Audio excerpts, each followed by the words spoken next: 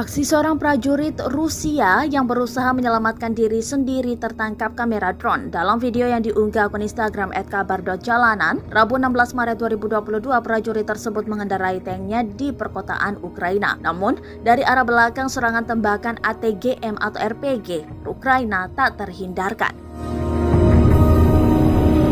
Meski berusaha kabur dengan kendaraan militernya, namun tembakan tetap saja mengenainya. Lebih dari 3 kali tembakan tersebut mengenai tank Rusia T-72B3 yang terbuat dari baja itu. Sayangnya, satu di antara penumpang tank yang berhasil kabur, sedangkan lainnya belum diketahui pasti kondisinya. Dalam video nampak pula kondisi perkotaan yang sudah hancur dan banyak kepulan asap karena ledakan hingga serangan senjata akibat peperangan.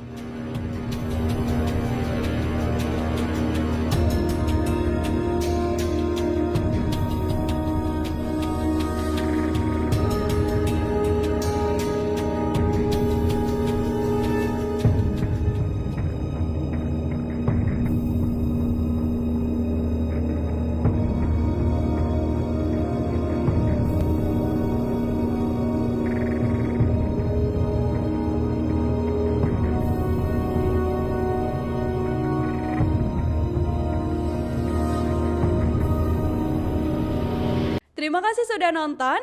Jangan lupa like, subscribe, dan share ya.